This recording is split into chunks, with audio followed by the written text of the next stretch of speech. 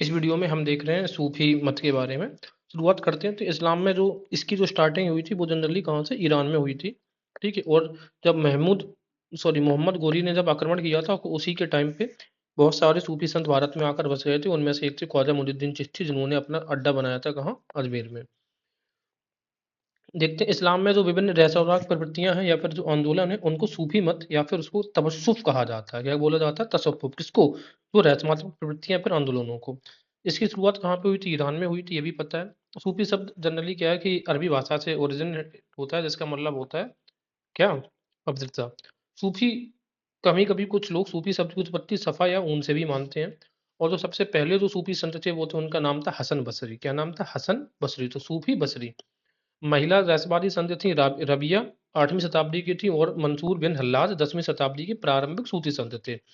अब बात ये कि जो हल्लाज है ना, हल्लाज को दे दी गई थी फांसी। तो याद कैसे रखेंगे कि फांसी दे दी गई, हल्ला मत मचाओ। इसके अलावा मंसूर अपने आप को क्या कहते हैं? अनहलक, अनलहक, अनलहक हल्ला, अनलहक हल्लाज, इस तरीके से। इसी वजह से हल्लाज ने ही क्या बोला था? अहम ब्रह्मास्मि। यानी कि हल्लाज ने अपने आप को अनलह घोषित किया था, यानी कि मैं ईश्वर हूँ। इसका अर्थ वही तो हुआ जो अहम ब्रह्मास्मि हमारे वेदों में पढ़ने थे। मंसूर समुद्री मार्ग से भारत आए थे, ये भी याद रखना। इसके अलावा मंसूर हल्ला, हल्ला दसों दिशाओं में, तो 10 मुकामी रिक्ता की उन्होंने रचना की थी। वृत्तांत देने वाली है ये, इसमें वेदांत के बारे में लिखा गया है। अल गजाली की रचना की थी तहफ उल फलसफा। तो फलसफा कैसा है? जिसमें गाली या गजल भरी हुई। फलसफा, फलसफा गजल में दिखता है, तो अल गजाली ने की थी। सूफीवाद को इस्लाम के अंतर्गत सम्मानीय स्थान प्राप्त हुआ है। देखो ये क्वेश्चन पूछा जाता है कि भाई कौन सा व्यक्ति था जिसने इस्लाम के अंतर्गत सूफीवाद को सम्मानीय स्थान प्रदान करवाया था? किसने? गजाली ने। याद रखने का तरीका क्या है? गजाली ने अपनी गजल गा गा के इस्लाम के अंतर्गत सूफी को एक अच्छा खासा स्थान दिलवा दिया था। और अल गजाली की रचना कौन सी थी? तहफतुल फलसफा। फलसफा किसमें? गजल में फलसफा आता है।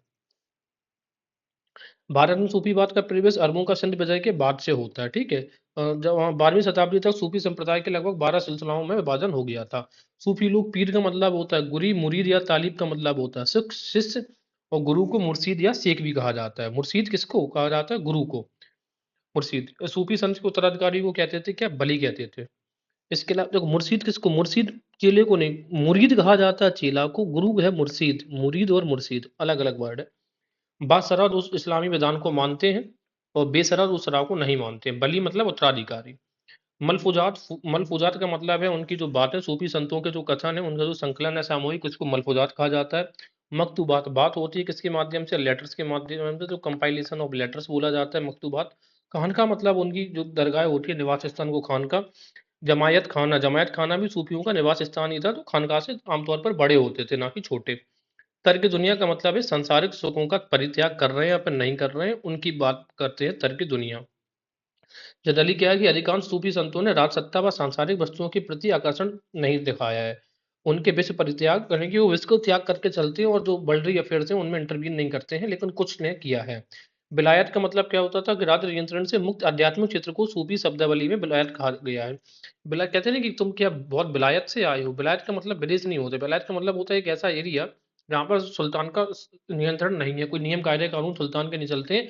यहाँ पर सूफी एकदम सेपरेट होके अपना आध्यात्मिक चिंतन करते हैं। इसमें सूफी चिश्तियों का विकास भी विकसित किया। बयात, बयात का मतलब होता है शिष्यता ग्रहण करते समय होने वाला जो अनुष्ठान होता है ना, वो जिसमें शिष्य सिर मुंडन करवाता है। तो मुंडन को बोलते हैं बेयत। ठीक है ना, बे बिना यत के, यानी कि बालों के। और वैसे भी यत वगैरह क्या होता है? यत है या फिर इति वर्ड किसको होता है? भिक्षुक को कहा जाता था। चिल्ला 40 दिन तक साधना करना, चिल्ला ये माकूस 48 दिन तक उल्टा लटकने को बोलते थे। कितने? 48 दिन तक। बरकत हो, यानी कि आध्यात्मिक पवित्रता को बोलते थे बरकत। फुतू, फुतू मतलब बिन मांगी खैर को बोलते थे फुतू। मसायक, सूफी संत या जो वस्त्र सूफियों का एक जो संघ होता था, सायक शाखा, शाखा का क्या? संघ। ठीक है, इसको संघ से रिलेट करेंगे। हक किसका? हक का मतलब होता था परमात्मा।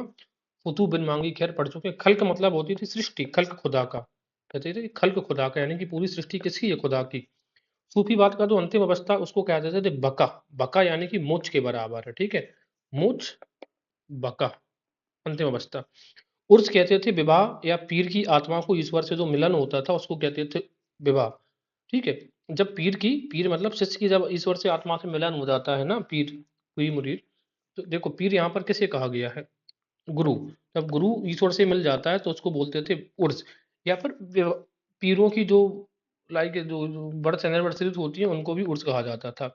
जिक्र मतलब होता है नाम का जाप, कहते नहीं हमने आपका जिक्र किया, यानी कि आपके नाम का जाप किया है। फना एवं बका का तात्पर्य सांसारिक प्रवृत्तियों का अंत है। फना हो जाना, फना मतलब लगभग के प्रति आकर्षित होने लग गए, बका लगभग जैसे ये मान लो प्राणी है और ये है अंत है, लाइक ईश्वर है। तो जब इसके पास बिल्कुल कोई व्यक्ति यहाँ से चल के स्टार्ट करता है तो इसको बोलते हैं, यहाँ पर जब वो पहुंच जाता है तो इसको बोलते हैं बका हो गया, मोक्ष प्राप्त कर लिया। ठीक है। तैफूरी तैफूरी संप्रदाय के संस्थापक कौन थे? अफू यजूद तैफूर ने सर्वप्रथम फना शब्द का प्रयोग किया है। फना किसने? फूर ने, तैफूर। सूफी संत समा एवं रक्स, संगीत एवं नृत्य को ईश्वर की प्राप्ति का सहायक भी मानते थे। इसके अलावा है इब्न अल अराबी ने क्या कहा है? वजूद, वहदत और वजूद का सिद्धांत दिया है। तो वजूद किसका? अराबी का, अरबी का वजूद की बात हो रही है। वहदत और वजूद देखो वाह वाह है तो एक ही शब्द आ रहा है, तो उसमें है ईश्वर का एकत्व या अस्तित्व का या एकता का सिद्धांत कहा जाता है। शेख अलाउद्दीन सिम्मानी, तो सिम्मानी ने बहुजुद की जगह दिया है सुहूद। इसके अनुसार क्या है? अल्लाह व सृष्टि के बीच अंतर होता है, ना कि समायोजन। सिम्मानी कह रहा है कि अलग अलग चीजें हैं। यह विचार शरीयत के विचार से मिलता है, यह प्रत्यक्षवादी दर्शन कहलाता है। इसके अलावा अबुल फजल ने आईन अकबरी में कितने सूफी सिलसिलों का वर्णन किया? तो हमें आंसर मिलेगा 14 सूफी सिलसिलों का वर्णन किया गया है। भारत में इस्लामी रहस्यवाद की प्रथम पाठ पुस्तक फारसी भाषा में लिखी गई है, कहसब उल महजूब। तो देखो महजूब में यहीं पर आपको दिखने का हुज्जब दिख रहा है, महजूब तो किसने लिखी है? कसब उल महजूब अबुल हसन अल हुजवरी ने। और इसका जो डेफिनेशन होती है वो होती है पर्दे वाले की बेपर्दगी। और इसके अलावा इस पुस्तक में तबस्सुब का अर्थ एवं उनका पालन करने वाले सूफियों के बारे में भी लिखा गया है। और तसव्वुफ को किसको कहते हैं? जो आध्यात्मिक क्रांति होती है, फिर आध्यात्मिक आंदोलन होते हैं, उनको तवस्सुफ कहते थे, जिनमें कशफ उल महजूब में यह जानकारी मिलती है कि भारतीय उपमहाद्वीप के बाहर की परंपराओं ने भारत में सूफी चिंतन को किस तरह से प्रभावित किया था। महजूब किसकी है? हुजवरी की पुस्तक है। हुजवरी महमूद क्या है? गजनबी के आक्रमण के बाद लाहौर में आकर रहने लग गए थे। हुजवरी का इंपॉर्टेंट रखना, हुजूर कहाँ? लाहौर। हुजबरी की 1070 में मृत्यु हो गई। लाहौर में हुजबरी की मजार पर गजनी के पोते ने दरगाह बनाई थी। इसके अलावा आज भी हुजबरी को वहां पर दाता गंज बख्श के रूप में आदरणीय है, तथा उनके दरगाह को दाता दरबार यानी कि देने वाले की दरगाह कहा जाता है। किसका? हुजबरी। हुजबरी हुज कर करके देते थे। इसके अलावा ख्वाजा मुइनुद्दीन चिश्ती भी भारत आने से पहले लाहौर में कुछ समय हुजबरी की खानकाह में ही रुके थे। और हुजबरी की खानकाह कहाँ पर बनी है? लाहौर में बनी है, ये भी याद रखना है। कहाँ पे? लाहौर में। इसके अलावा बंगाल में हठ योग की जो पुस्तक है अमृत कुंड का अनुवाद संस्कृत में किया था किसने? सैयद मुर्तजा। ये एक्सपर्ट थे हठ योग में। पद्धतियों को अबू अली कलंदर की कलंदरीय साधना से तादात्म्य स्थापित करती हुई युग कलंदर की रचना करी। तो युग कलंदर किसने? सैयद मुर्तजा ने। इसके अलावा एक पुस्तक लिखी गई दबिस्तान मजाहिब। मजाहिब दबिस्तान का मतलब है सारे धर्म इसी में है, सभी धर्मों का तुलनात्मक अध्ययन किया गया है इस पुस्तक में। 17वीं शताब्दी में फारसी में लिखी गई ये बुक है, इस लैंग्वेज में फारसी में। और बुक है मजाहिब। मजाहिब मतलब मजहब, तो इसी से आइडिया लग जाएगा कि सारे मजहब का तुलनात्मक अध्ययन है। प्रमुख सूफी सिलसिले में भारत में उनके संस्थापकों की बात करते हैं, ट्रिक के माध्यम से याद करने की कोशिश करेंगे हम। एक मिनट। हाँ, चिश्ती। तो चिश्ती सबसे पहले क्या है? अजमेर। तो देखो ख्वाजा मुइनुद्दीन चिश्ती आए थे कहाँ? अजमेर स्थान बनाया। सुहरावर्दी संपरा, हरावर्दी तो कहाँ पे? मुल्तान में। ठीक है। और इसका कौन है? सुहरा सिहाबुद्दीन सुहरावर्दी। और इनका वर्दी पहन के कहाँ? मुल्तान का सुल्तान की वर्दी, इस तरीके से। फिर दो चीज, फिर दोष मत देना, दोष मत देना यानी कि फिर बद्दुआ मत देना, बदरुद्दीन बिहार। सत्तारी, सत्तारे बैठे, कोई व्यक्ति अब्दुल्ला कैसे बैठे? एकदम सत्तारे बैठे हो। सत्तारी हमें बोलते हैं सरकी। सत्तारी मतलब सरकी के एरिया में। और सरकी कहाँ पे? जौनपुर में। कादरी, तो कादर जो साहब है वो नियम से आते हैं, और उनकी नसीर भी है, तो नासिरुद्दीन, नियामतुल्लाह नासिरुद्दीन उच्च में। अब देखो कादिर है ना, कादिर उच्च मतलब अच्छे व्यक्ति हैं, तो अच्छे से उच्च याद रखेंगे हम। नक्शबंदी, नक्श कैसे हैं? नक्श नैन अच्छे हैं तो उच्च। और नक्शबंदी कैसे? एक बिल्ला है जो बाकी खाना खा जाता है, बिल्ला है, बाकी खाना खा जाता है और नक्शेबाजी भी दिखाता है। और भारत में इन्हीं के आने का क्रम भी यही है। चिश्ती संप्रदाय की अगर बात करें, सर्वप्रथम चिश्ती जो युग पद्धति है उसको सबसे पहले लाइक एक्सेप्ट किया था किसने? चिश्ती सिलसिला ने। इसकी उत्पत्ति भारत से चिश्ती की कहाँ पे हुई थी? हेरात। तो देखो चिश्ती हेरात, तो ताता आरा हेरात में हुई थी। इसके अलावा भारत में चिश्ती संतों में विलायत नामक संस्था विकसित की थी, जो राज्य के नियंत्रण से मुक्त आध्यात्मिक क्षेत्र था, ये भी पता है। भारत में सबसे पहले बसने वाले देखो बसने वाले सर्वर, बसने वाले सबसे पहले क्या बसाया आपने? सर्वर बसाया। सर्वर कंप्यूटर का सर्वर होता है ना, किसी भी घर में रहने जाओ तो पहले सर्वर आप देखते हो। चलिए, इसके अलावा ख्वाजा मोइनुद्दीन चिश्ती के जो गुरु थे, तो फिर गुरु उस्मान हारूनी। मोइनुद्दीन चिश्ती के कौन थे? हारूनी। अब हम बात करते हैं अपने इस वाले नोट्स से।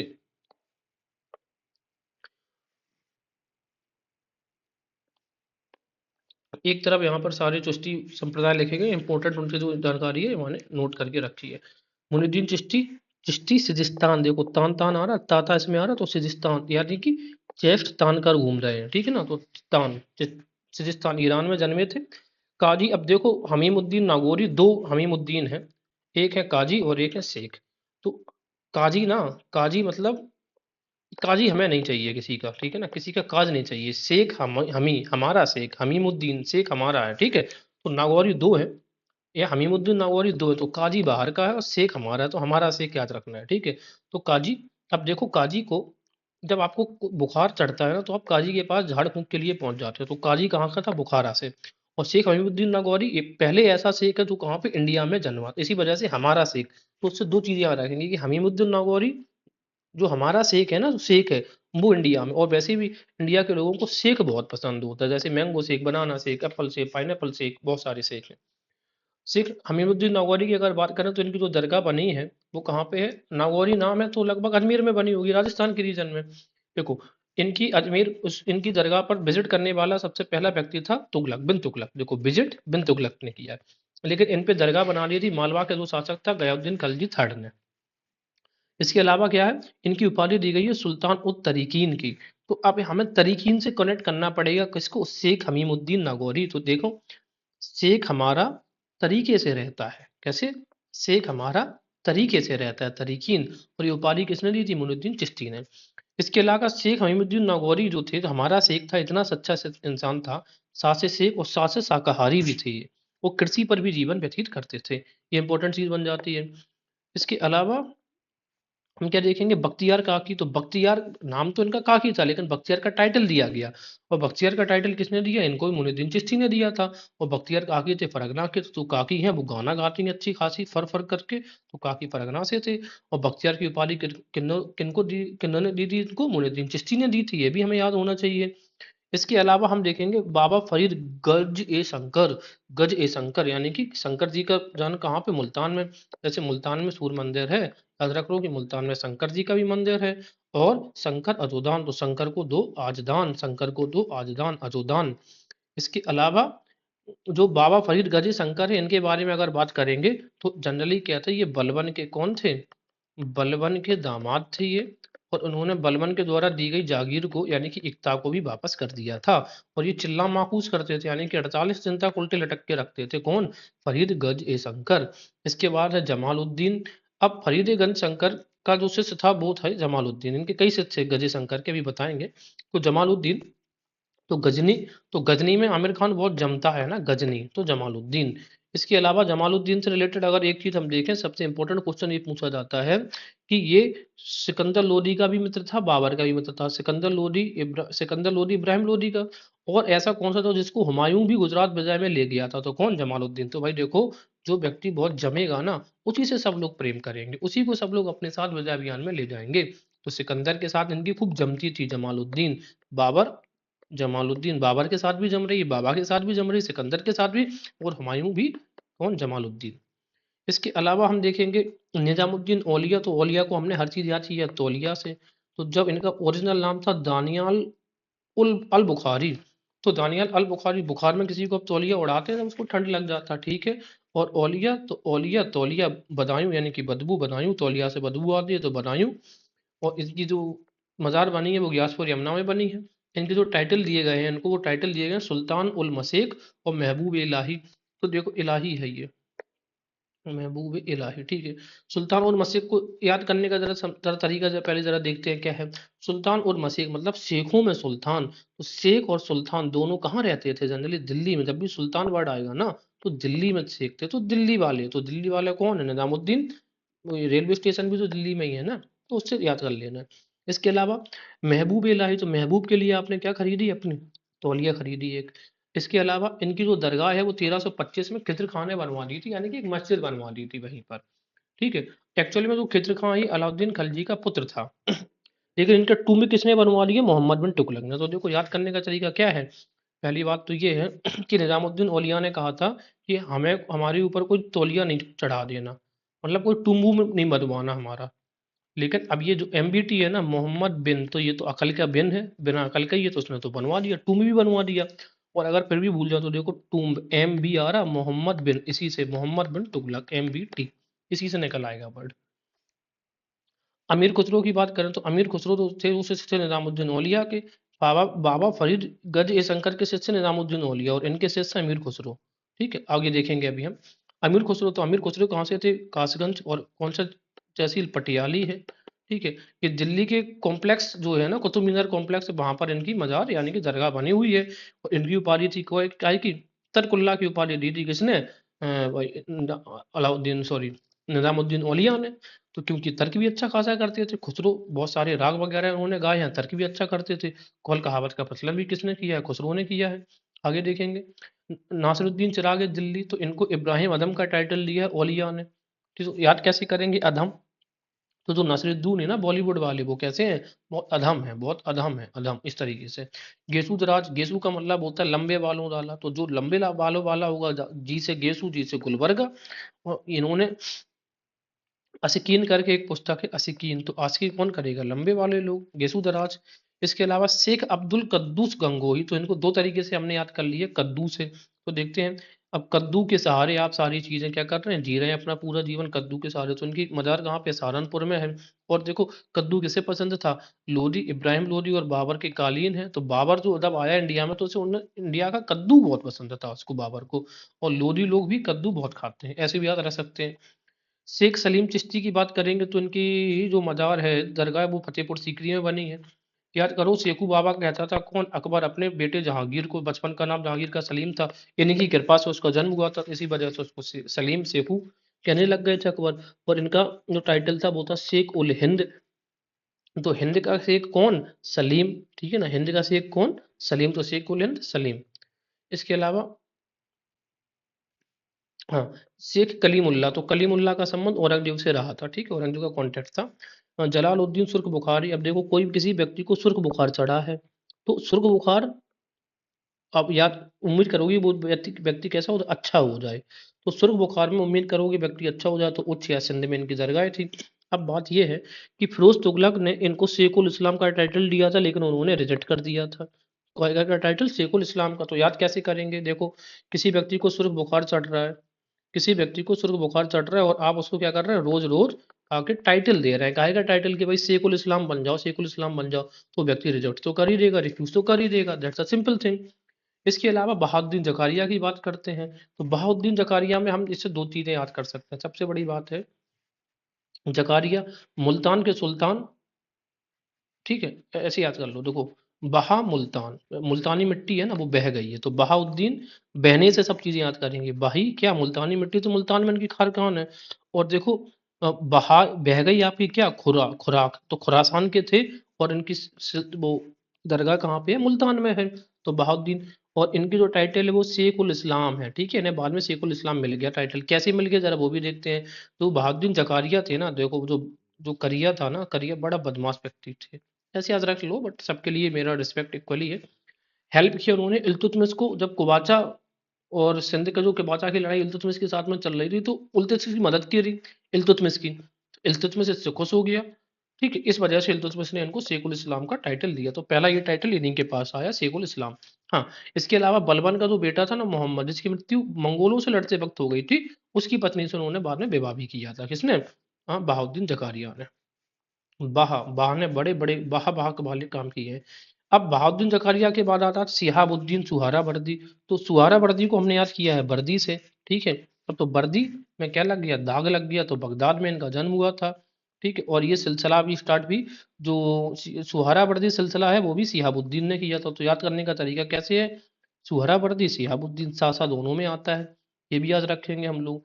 इसके बाद आते हैं सद्र उद्दीन। तो एक पोस्ट होता था ना, सद्र, उस सद्र, तो भाई सत्र मतलब रिलीजियस गुरु होता था एकदम। तो अब उसने बलबन के जो पुत्र था मोहम्मद खां को कह दिया था कि कल मंगोलों से लड़ते हुए तुम्हारी मृत्यु हो जाएगी, और ऐसा हुआ भी। तो बताओ सदर की जो बात थी वो सही निकल गई। क्या बात सही निकल गई? कि बलबन के बेटे की कल मृत्यु हो जाएगी मंगोलों से लड़ते वक्त। अब आते हैं शेख सरफुद्दीन याहिया मुनीरी। तो शेख सरफुद्दीन ने क्या किया था? फिरदौसी। तो फिर हमें दोष मत देना, ठीक है, फिर दोष नहीं देना सरफुद्दीन का। याहिया मुनीरी ये फिरोज तुगलक के काल में थे। तो सर्फ फिरोज रा फिरोज है ना, पापा दोनों में आ रहा, तो फिरोज तुगलक के काल में। मोहम्मद गौस, अगर गैस है तो गैस आपकी कितने रुपए की फिल होता है सिलेंडर? 70 रुपए का। तो 70 ही याद रखेंगे। या पर इन्हीं का नाम था कुतुब। तो 70 सिलसिला था, उसी की स्टार्टिंग इन्होंने करी ही थी। इसके बाद उनकी खानका कहाँ पे बनी है? अहमदाबाद की। तो गौस कहाँ पे? गैस बहुत चीज आजकल अहम हो गई है, लेकिन इनकी जो कब्र है वो कहाँ पे है? ग्वालियर में। ग्वालियर में मैंने विजिट भी करी है, इनकी जो कब्र है एक बार गया हूँ मैं वहां पे। तानसेन इन्हीं के गुरु थे। हाँ, तो हुमायूं और जो तानसेन थे, तो तानसेन और हुमायूं के गुरु थे कौन? ये मोहम्मद गौस, यानी कि दोनों इनके चेला हुआ करते थे तानसेन के। गौस गौस तानसेन, ठीक है। इसके बाद आते हैं बुरहाउद्दीन गरीब। तो गरीब आदमी की गरीब आदमी के पास कोई दौलत तो होगी नहीं, तो दौलताबाद में। औरंगजेब का ना, जब उत्तराधिकारी युद्ध शुरू हो रहा था तो उससे पहले उसने किसी गरीब आदमी से क्या किया था? आशीर्वाद लिया था। तो गरीब आदमी से आशीर्वाद लिया, यानी कि बुरहाउद्दीन गरीब। इसके बाद आते हैं शेख मूसा। तो मूसा को दिया गया था मनसब, सॉरी एक, हाँ शेख मूसा को दिया गया था मनसब, और वो भी कितने का? अकबर ने दिया था 5,000 का मनसब, एक्सेप्ट कर लिया। लेकिन एक संत थे माली, उनका नाम था, ठीक है, एक सूफी संत थे माली, जैसे अब्दुल माली। माली को दिया था अकबर ने मनसब, तो दिया, ऑफर तो किया, बट माली ने तो ठुकरा दिया। तो देखो माली एटीट्यूड वाले थे।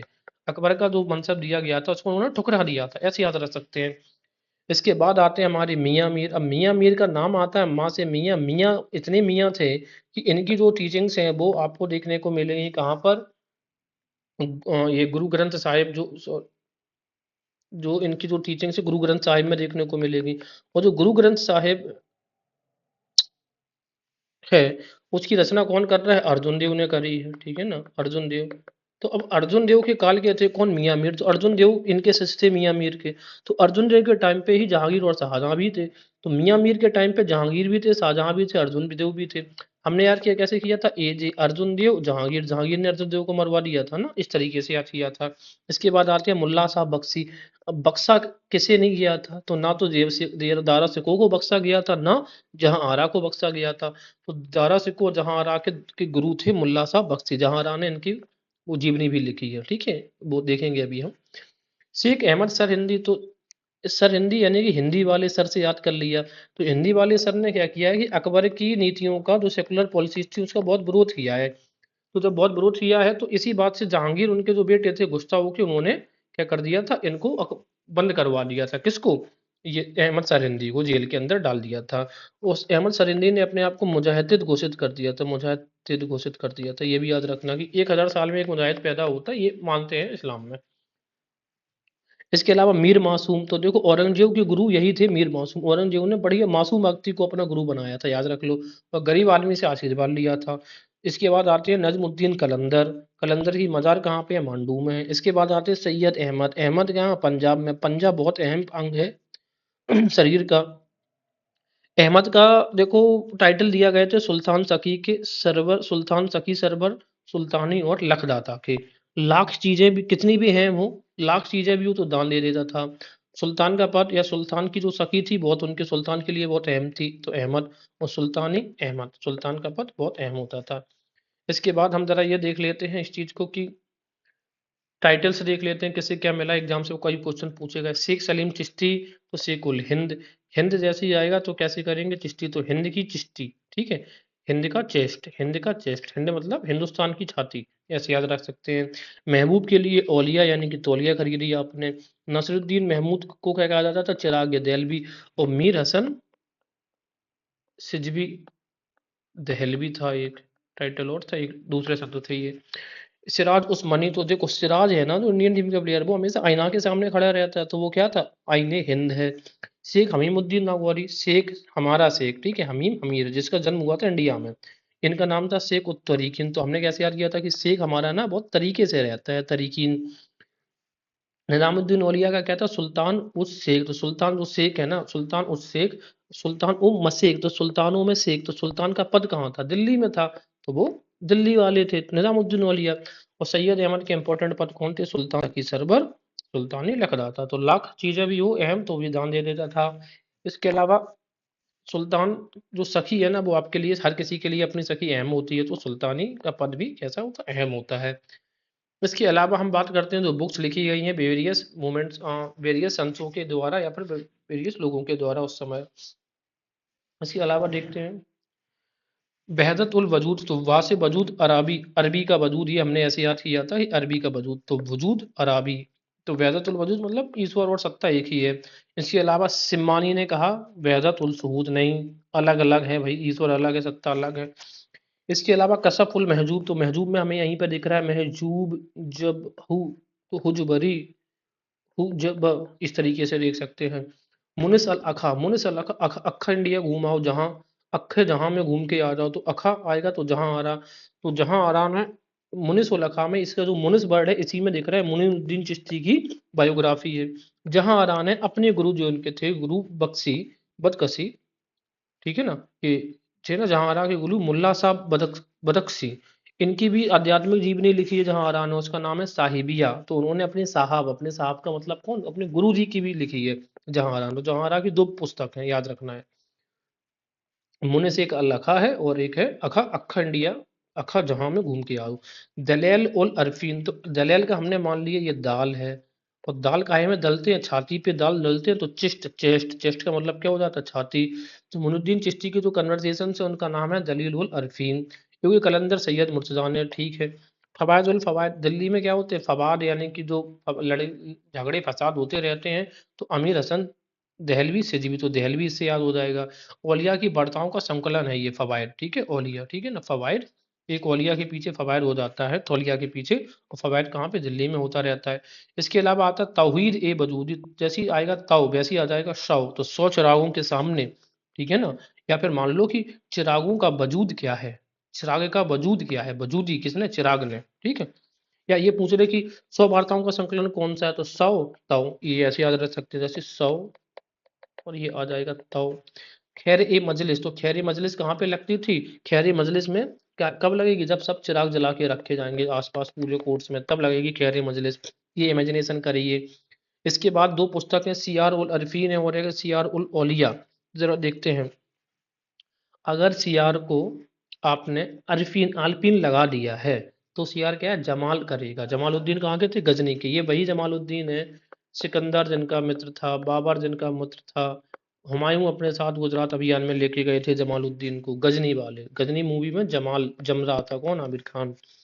इसके बाद सी आर उल अल्फिन, तो कैसे याद किया कि सी आर को अगर आपने अल्फिन लगा दिया तो वो जमाल होने लग गया। इसके बाद सी आर उल ओलिया, तो कैसे, अगर आपने सी आर को ओलिया तौलिया उड़ा दी है, ठीक है, सी आर को तौलिया उड़ा दी, तो सी आर ने क्या किया, उसको खुर्द दिया है अपने आप से, हाथों से नाखूनों से खुर्द दिया है, तो ये याद है, तरीका याद करने का है। अलख, अलख जगाई जाती है, अलख का मतलब अदृश्य, ठीक है ना, तो ये है अलख अब्दुल कद्दूस, ठीक है, तो अलख में कद्दूस कितने, लाख लाख कद्दूस अलख। और रसद नामा, तो रसद पानी सामग्री राशन में आपके पास क्या है, कद्दूस है, तो शेख अब्दुल कद्दूस गंगोही। मिराजुल अस्कीन, तो आस्की कौन करेगा, जिसके गेसू जैसे दराज होंगे, यानी कि बाल होंगे लंबे चौड़े बढ़िया अच्छे से, चौड़े तो नहीं होते, लंबे ही होते हैं। अवारी फुल महरिब, तो अवारी फुल को हमें याद आता है फुल से, फुल मतलब होता है किसी चीज को भर देना, फिल कर देना, तो ये हमने याद किया सिहाउद्दीन सुहारा वर्दी। तो कोई भी चीज है वो फुल है, हरी वर्दी जो है ना, हरी वर्दी एकदम फुल है, हरी वर्दी फुल है, अवारी फुल। साहिबिया तो बता दी है, अपने साहब की जीवनी लिखी है, किसने, जहां आरान है, तो जहां आरान है अपने साहब मतलब अपने गुरु, गुरु कौन थे इनके, मुल्ला साहब बदकसी की जीवनी लिखी है जहां आरा के द्वारा। मकतूबात रब्बानी, बात जब भी आ जाए तो मतलब हो जाता लेटर्स, लेटर्स के माध्यम से बात होती थी, ठीक है। तो रब्बानी, तो रब्बा रब्बा गाना कौन गाता है, हिंदी वाले सर, तो सर हिंदी। इल्मुल किताब, किताब को देखकर इल्मिल हो जाता है क्या, दर्द होने लगता है, किताब को देखकर दर्द होता है, तो मीर दर्द। बाख मतलब लल्ला बागेश्वरी की जो रचना है उनको बाख कहा जाता था। हकैक ए हिंदी, हिंदी में हकाते हैं, क्योंकि हिंदी में आपकी लगाम बेलगाम है, इस वजह से आप हकाते हैं, हकलाने लगते हैं हिंदी में। शुद्ध करो अपनी जगह, बेलगाम से लगाम लगाओ। सीआर ओलिया कैसे याद किया कि अगर आपने सीआर को तौलिया उड़ा दी है, तो क्या होने लग जाएगा, सियार अपने हाथों से खुरदने लगेगा, तो मीर खुर्द किरमानी का है। इसके बाद है अखबार उल अखबार, तो अखबार पढ़ना आपका हक है, दिल्ली वालों का हक है अखबार पढ़ना। तो अखबार उल अखबार क्या है, हक है दिल्ली वालों का। तो अब्दुल हक दहलवी का, ये चीजें याद हो गई हैं हमें। तो ये सब चीजें इसके बाद देख लेते हैं। 2 बार दफन किसे किया गया है, सरफुद्दीन भाई, जो आदमी शरीफ है उसे तो आपने 2 बार दफन कर दिया। वेदों को ईश्वर किसने कह दिया कि वेद ईश्वर के द्वारा कृत किए गए हैं, शेख अब्दुल हल को। भाई कोई मुस्लिम व्यक्ति अगर ये बात ही कह दे कि वेदों को ईश्वर के द्वारा कृत किया गया, बनाया गया, तो ये तो झगड़ा फसाद का मसला ही हल हो जाएगा। तो हल, अब्दुल हल। सूफी महिलाओं को देख लो, बीबी जुलेखा, बीबी जमाल, बीबी करसूम। तो जुलेखा कौन, औलिया। तो तौलिया जुलेखा, जुल्फों में अपनी तौलिया बांधते हैं, तो औलिया की माँ थी। जमाल, माल खूब अच्छी तरीके से खाया, उस पुत्री ने माल खाया, तो जमाल ख्वाजा की पुत्री। और करसूम, करसूम फरीद की माँ थी। ठीक है। अब यहाँ पे एक बार जो क्रिम, और हम लास्ट बार देख के चलते थे। देखो, जैसे हमें ये पता है, ये कैसे याद कर सकते हैं इनका क्रम। तो जैसे हमारे पास CSF है, चिश्ती, सुहरावर्दी, फिरदौसी, ये 3 तो हमें ये याद हो जाएंगे, ठीक है ना। और हमें पता चलेगा नाक नक्श सबसे लोग देखते हैं कि सबसे पहले, लेकिन हमें देखना है सबसे बाद में। तो 4 याद होगा। इसके बाद हमें क्या देखना है, CFS, ये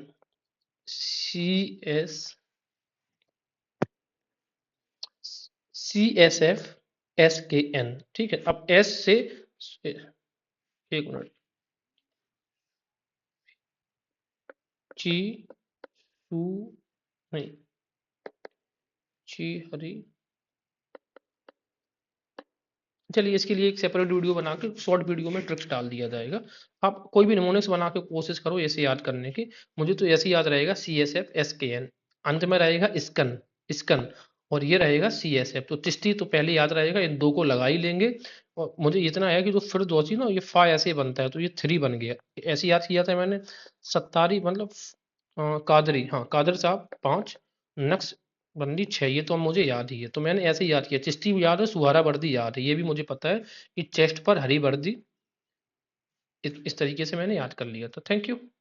जो थे, ये जिसको बाबा फरीद कहते थे, बलवन, जनरली ये कहते बलवन के दामाद थे। और इन्होंने लैंड ग्रांट बर्बन ने जो इनको दी थी, वो उन्होंने रिजेक्ट कर दी थी। इनके जो गुरु हैं, जो लाइक इनके वचन है, वो गुरु ग्रंथ साहिब में संकलित किए गए हैं। और इनको पंजाबी का पहला कवि कहा जाता था। पंजाबी का पहला कवि कौन, शंकर। इनकी मृत्यु के बाद ये जो संप्रदाय है था, इसी संप्रदाय ये 2 भागों में बढ़ जाता है, एक औलिया ब्रांच में और एक साबरी ब्रांच में। ठीक है, Auliya and Sabri branch. Sabri branch जो था, उनको हेड किया है अलाउद्दीन साबिर जलाली ने। ठीक है। इसके अलावा हम देखेंगे, ये चिल्ला ये माकूस करते थे, यानी कि 48 दिन तक उल्टे लटक के रहते थे। फरीद गंजी शंकर के जो शिष्य हुए, वो एक थे निजामुद्दीन औलिया। निजामुद्दीन औलिया का नाम था दानियल उल अल बुखारी। तो देखो कैसे याद किया था कि बुखार में किसी को आप तौलिया नहीं उड़ाते हैं या उड़ा देते हैं। तो बुखारी औलिया, औलिया की उपाधि जो थी वो थी, देखते हैं। उपालिया, औलिया की जो रचना थी, रहतुल कुलूब। रहतुल कुलूब तो कहने का मतलब है कुल सारी तौलिया, यानी कि रहतुल, रहती तो है कुल सारी तौलिया औलिया। इसके अलावा अगर हम बात करें, औलिया ने उपाधि दी थी आईने हिंद की, किसको, सिराजुद्दीन उस्मानी को। तो याद किया, जैसे सिराज इंडियन प्लेयर है, तो वो आईने के सामने ही खड़ा रहता है हमेशा। तो आईने हिंद सिराजुद्दीन उस्मानी। सिराजुद्दीन उस्मानी ने ही बंगाल में औलिया के उपदेशों का प्रचार प्रसार किया था। एक चीज याद रखना। इसके अलावा जो दानियल औलिया हैं, ये एक्सपर्ट थे प्राणायाम में और योग सिद्ध में। कौन, निजामुद्दीन औलिया। इसके अलावा ये ब्रह्मचारी रहे, उन्होंने शादी भी कभी नहीं की थी, ये भी फैक्ट हमें याद रखना चाहिए। अब जरा देखते हैं निजामुद्दीन औलिया की जो पुस्तकें थी, इनके वार्ताओं का जो संकलन कहा जाता था, उसको बोलते थे फवायद उल फवाद। याद करने का वही तरीका है कि दिल्ली में, भाई देखो, जितने भी लड़ाई झगड़े हैं वो कहाँ से होते हैं, दिल्ली में। फवाद ज्यादा चलते हैं राजनीति के। तो अमीर हसन दिल्ली दहलवी वाले हैं ना, ठीक है ना। और एक फवायद जो है वो किसके लिए है, मतलब किसकी संकलन है, किसकी बातों का संकलन है। तो दिल्ली के संत होंगे, तो दिल्ली में किसकी तरह का है, निजामुद्दीन औलिया की। इसके अलावा निजामुद्दीन औलिया ने कहा था कि कुछ हिंदू जानते हैं कि इस्लाम एक सच्चा धर्म है, लेकिन वे इस्लाम को कबूल नहीं करते। इसके अलावा सबसे बड़ी बात है कि मोहम्मद बिन तुगलक ने उनकी इच्छा के विरुद्ध उनकी कब्र पर मकबरा बनवा दिया। तो देखो, निजामुद्दीन औलिया ने क्या कहा था कि भाई हमारी दरगाह पे कोई हमको तौलिया चढ़ाने मत आना, यानी कि हमारी दरगाह ही मत बढ़वाना। कहने का मतलब ये है, हमें ऊपर से ढक मत देना। लेकिन अब जो MBT है ना, मोहम्मद बिन तुगलक, वो तो बिन दिमाग का ही है व्यक्ति, ये भी बताया था मैंने। तो इसने जाके सीधा मकबरा ही बनवा दिया। जबकि 1325 में खिज्र खान जो कि खिलजी का अलाउद्दीन खिलजी का क्या था, पुत्र था, उसने इसमें पहले से दरगाह बना दी थी। बात करते हैं अलाउद्दीन खिलजी के संबंध अच्छे नहीं थे निजामुद्दीन औलिया से। तो कहा था, निजामुद्दीन औलिया ने कहा था कि मकान में दो दरवाजे हैं, सुल्तान एक से आएगा तो मैं दूसरे से बाहर चला जाऊंगा, लेकिन अलाउद्दीन के दरबार में नहीं जाऊंगा। मुबारक खिलजी के साथ में भी रिश्ते खराब थे, तो मुबारक खिलजी ने एम में आके कहा था कि उसे यानी कि निजामुद्दीन औलिया को आना ही होगा, और जो व्यक्ति उसका सिर कलम करके आएगा उसको 1000 टंका दिया जाएगा। टंका मतलब कि तांबा का होता था, तांबा का टंका होता था, 175 ग्रेन का एक होता था, ठीक है। इसके अलावा हाँ, लेकिन इनके जो संबंध थे खुसरो से बहुत खुश रहते थे, कौन, निजामुद्दीन औलिया। तो खुसरो के साथ में अच्छे थे, क्यों अच्छे से संबंध थे, 5 लाख का इनको टंका मिला था, किसको, निजामुद्दीन औलिया को। लेकिन जब खुसरो की सत्ता हट गई और जब शासक बने कौन, गयासुद्दीन तुगलक, तुगलक वंश का पहला शासक, तो गयासुद्दीन तुगलक ने ये 5 लाख के टंका ना औलिया से वापस मांगा कि हमें वापस चाहिए। तो औलिया ने तो मना कर दिया। तो इससे उन दोनों की फिर से लड़ाई झगड़े हो गए। तो गयासुद्दीन तुगलक अपने अंतिम अभियान में गया था, यानी कि बंगाल के अभियान में। तो ये जब वहां से वापस लौट रहा था, तो इसने औलिया को संदेशा भिजवाया कि ठीक है, आप अपना अब दिल्ली से निकलने का रास्ता तय कर लो, बोरिया बिस्तर बांध लो, टाइम आ गया है। तो औलिया ने इनको बोला कि अभी दिल्ली दूरस्थ, हुजून दिल्ली दूरस्थ, यानी कि अभी तो दिल्ली दूर है, तुम्हारा आना दिल्ली में दूर है। वो दिल्ली आ ही नहीं पाई, अफगानपुर में इसकी डेथ हो गई थी। अलाउद्दीन जो निजामुद्दीन औलिया थे, औलिया के शिष्य थे कौन कौन, अमीर खुसरो थे, नासरुद्दीन चिराग दिल्ली थे, जियाउद्दीन बर्नी भी था, और जमालुद्दीन गजनी भी था। तो पहले अमीर खुसरो को देखते हैं। तल 1253 में इनकी उपाधि दी गई थी, इनको क्या उपाधि दी गई थी, तरकुल्ला की उपाधि। और कौल का प्रचलन भी करा है अरबी में, ठीक है। अरबी की कहावत होती है कौल, फारसी में नहीं, अरबी की। चिराग ए दहलवी की बात करें तो चिराग ए दहलवी के बिन तुगलक के साथ में तो अच्छे संबंध देखो थे नहीं, लेकिन जब बिन तुगलक की मृत्यु हुई ठट्टा में 20 मार्च 1351 को, उस समय उसके सुबर में उपस्थित था, और बाद में इसी ने फिरोज तुगलक को शासक बनाने में बहुत अहम भूमिका भी निभाई थी। यहाँ पे लिखा है, खैर ए मजलिस, तो मैंने क्या बताया था, मजलिस में चारों ओर दिए जलते हैं, ऐसे करके उसने कोई रचना लिखी थी। तो किसने, चिराग जलते हैं, मजलिस के चारों ओर चिराग, तो चिराग जहलवी ने। इसके अलावा तौहीद ए वजूदी, तो तौ सौ संकलाओं का वार्तालाप कहाँ पे, तौहीद ए वजूदी में, तौ सौ। इब्राहिम, अच्छा वजूद क्या है, चिरागों का वजूद क्या है, ऐसे याद रख सकते, बुझ जाते हैं ना चिराग तो। इब्राहिम आजम का टाइटल दिया था किसने, औलिया ने। याद कैसे करेंगे, देखो जो नासिरुद्दीन है ना बॉलीवुड के आजकल, वो बहुत अधम मचाए हुए हैं उस तरीके से।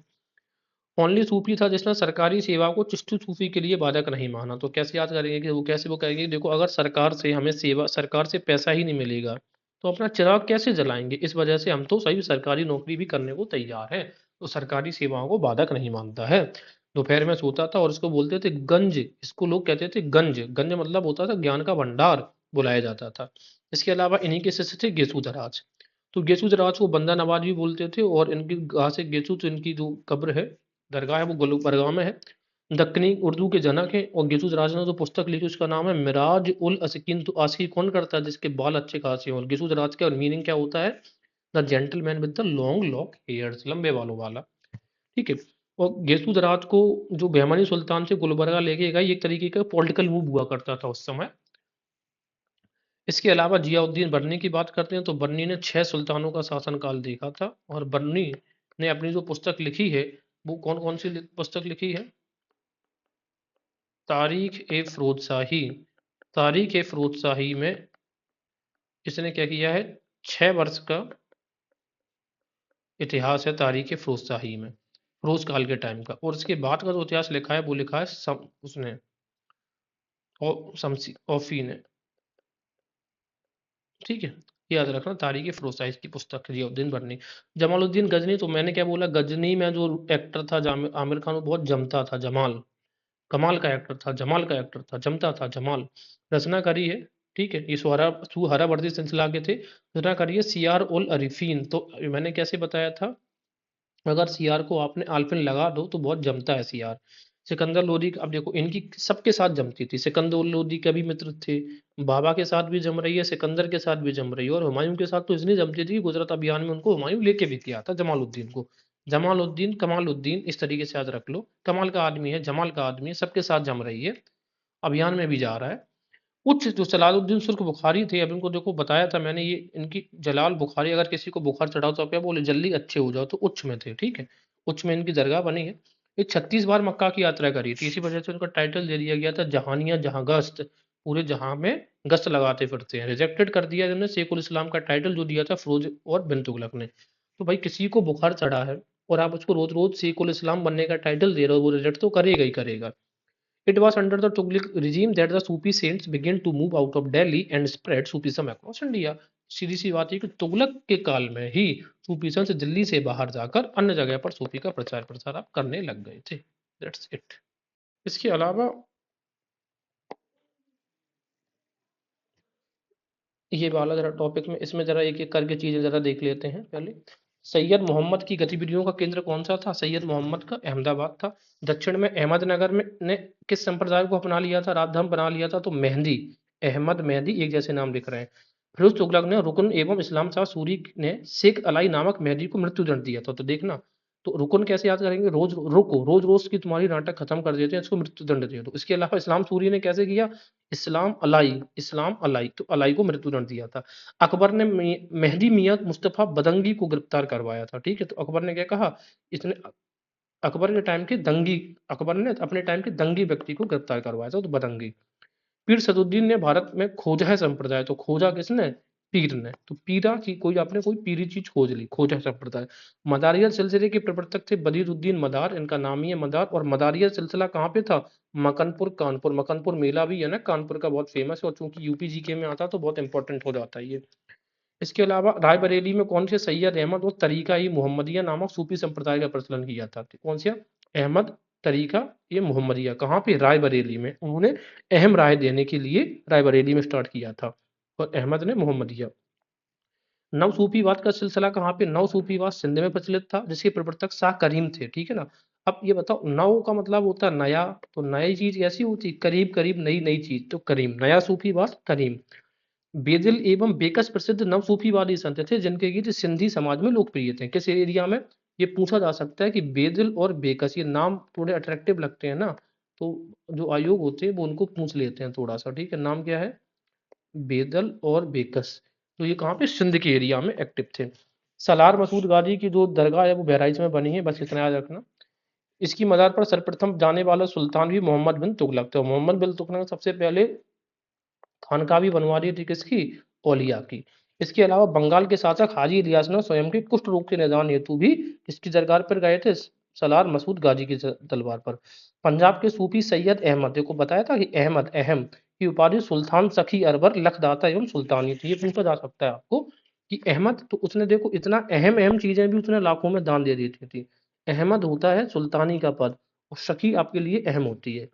अलाउद्दीन खिलजी भी निजामुद्दीन औलिया एवं साबरी उपशाखा के सूफी शेख शमसुद्दीन तुर्क का सम्मान करता था। ठीक है, कौन कौन सी? खिलजी भी निजामुद्दीन औलिया का सम्मान करता था, हालांकि उनकी कभी बनी नहीं, बात अलग है। और साबरी की जो उपशाखा है उसके जो शेख थे शमसुद्दीन, जैसे अलाउद्दीन शमसुद्दीन, अलाउद्दीन शमसुद्दीन उनका सम्मान करता था। लाल शाहबाज कलंदर की बात करेंगे तो इनका वास्तविक नाम जो था वो था सैयद शाह हुसैन मरबंदी। लाल शाहबाज का मकबरा सहबण, शहबाज लाल कलंदर गाना भी सुनते हैं, सिंध में है।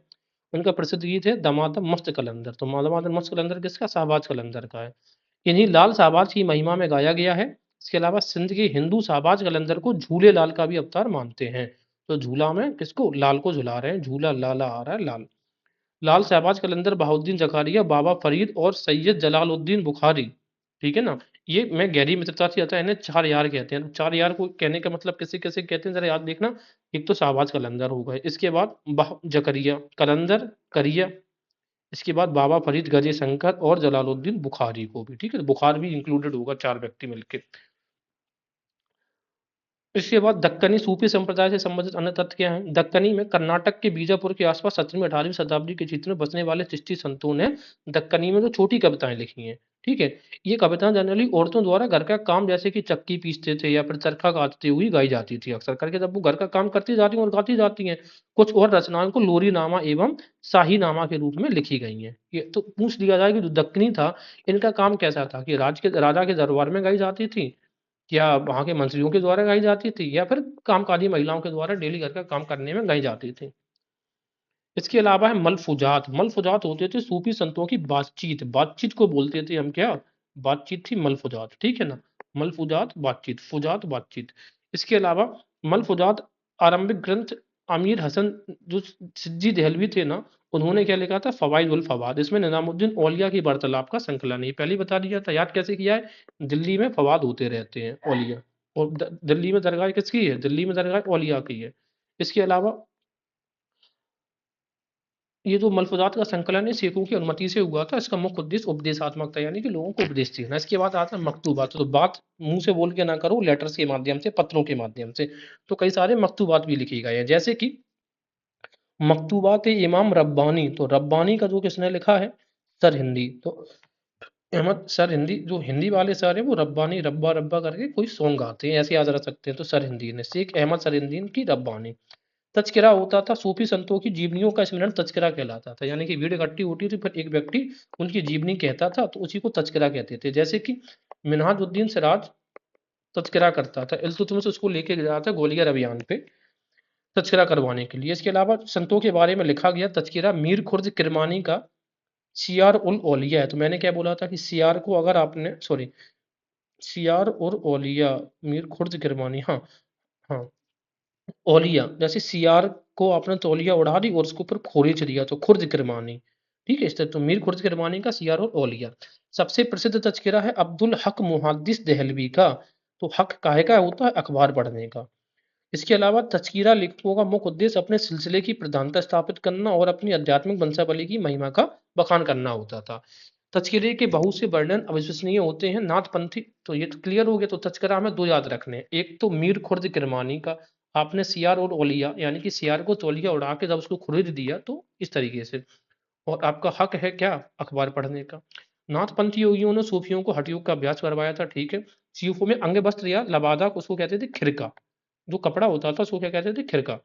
उर्स का अर्थ होता था विवाह। उर्स का मतलब होता है जैसे उर्स लगता है, यानी कि विवाह का, जब आत्मा का ईश्वर से मिलन हो जाता है तो उसको बोलते हैं हम क्या? उर्स, जो कि किसी सूफी संत की बरसी को भी उर्स भी बोला जाता है। इसके अलावा शेख जियाउद्दीन अबुल जीव, या ये याद रखो, जीव जीव जंतु होते हैं, ने सूफी आचरण संहिता पर आदाब उल मुरीदीन की रचना की। तो हर जीव एक दूसरे का मुरीद होना चाहिए, ऐसे याद रख सकते हैं कि हर जीव एक दूसरे का मुरीद होना चाहिए, बड़े आदाब से, या फिर आप जीव से आदाब से पेश आइए। सर्वप्रथम कूका ने अबू हसीम को सूफी कहकर बुलाया था। देखो, सर्वप्रथम किसी सूफी कहा गया है? अबू हसीम। तो जब पहली बार सूफी कहा गया ना, तो वो हंसने लग गया होगा, हसीम हसीम उस तरीके से। कूका के, और कहाँ के थे? कूका के, कूका के अबू हसीम। जहांगीर ने सूफी मत की तुलना किससे की थी? वेदांत से। पूछा जा सकता है कि किस सुल्तान ने सूफी मत की तुलना वेदांत से की थी? तो कैसे बोलोगे? जहांगीर। तो कैसे? जो व्यक्ति बार बार गिर रहा था, उसने सूफी मत की तुलना वेदांत से की। नक्शबंदी एवं कादरी संप्रदाय ने इस्लाम को पुनर्जीवन प्रदान किया था, राइट। पानीपत में सूफी संत शरीफुद्दीन बू अली कलंदर को 2 बार दफनाया गया। अब याद कैसे, तरीका कैसे? देखो, बेचारा व्यक्ति बहुत शरीफ था, इसी वजह से उसको 2-2 बार दफनाओगे, इतना अत्याचार, ठीक है। भारत में मुजीदिया ये विरोधी आंदोलन का केंद्र कहाँ पे था? औरंगाबाद में, यानी कि इसका ये विरोधी आंदोलन भी चला था, ठीक है। इसके बाद हम देखेंगे पीर बोधन युग का श्रेष्ठतम संगीतज्ञ था। पूछ लेगा कि पीर बोधन क्या था, तो बोलोगे संगीतज्ञ। शेख अब्दुल हल। अब हल कैसे हो जाएगा? कैसे? जरा, झारा सिखों की तरह वेदों को ईश्वर प्रकट मानता था, और इसने क्या कह दिया था कि जो इसका एक कथन है, शेख, एक मिनट, हल्का, हाँ, ये कह दिया था इसने। इसने वेदों कह दिया कि जो वेदों को ईश्वर कहते हैं, कि वेद ना ईश्वर के द्वारा बनाए गए हैं। जब कोई मुस्लिम व्यक्ति ऐसी बात कह रहे तो झगड़ा ही सारा का सारा हल हो जाता है। क्या कह दे? वेदों का को ईश्वर कृत कह दे जब, ठीक है। तो शेख अब्दुल हल। इसके बाद दक्षिण तट के मोपलाओं को अब्दुल्ला खराजी के शिष्यों ने इस्लाम में धर्मांतरित किया। किसने? अब्दुल्ला खर्राजी। उसने कहा तुम लोग सारे रोज किनारे पर दक्षिण तट के लेटे लेटे खर्राटे रहते हो, कन्वर्ट हो जाओ मुस्लिम्स में। भारत की सूफी महिलाओं में बीबी जुलेखा, बीबी जमाल और बीबी खरसूम प्रमुख थी। इनको अभी हम देखेंगे। इसके अलावा देवा शरीफ बाराबंकी उत्तर प्रदेश में हाजी वारिस अली शाह की मजार पर मेला भी लगता है। इसके अलावा एक एक बार रिवाइज जरा कर लें। रायबरेली में कौन था? सैयद अहमद ने। और क्या स्टार्ट किया था? अहमद ने मोहम्मदिया, ठीक है। और मदारिया सिलसिला मकनपुर में, मकनपुर का मदारिया सिलसिला, ठीक। और किसने स्टार्ट किया था? बदरुद्दीन मदार ने। हाँ। अब जो महिलाओं की बात कर रहे हैं, सूफी महिलाओं की बात है। देखो, जुलेखा औलिया की माँ, ठीक है ना। तो जुल्फे आप कैसे? औलिया की माँ की जुल्फे, तो जुल्फे तौलिया से बांधते हैं। जमाल ख्वाजा की पुत्री थी जमाल, ठीक है। क्या थी? ख्वाजा की पुत्री। और करसूम, फरीद करसूम, तो करसूम, फरीद की माँ थी कौन? बीबी करसूम। तो जुलेखा तो औलिया की माँ थी, औलिया ने शादी नहीं करी थी, ठीक है ना। और जमाल, तो जमाल क्या ख्वाजा की पुत्री थी, यहाँ पे ये लिख लो, पुत्री।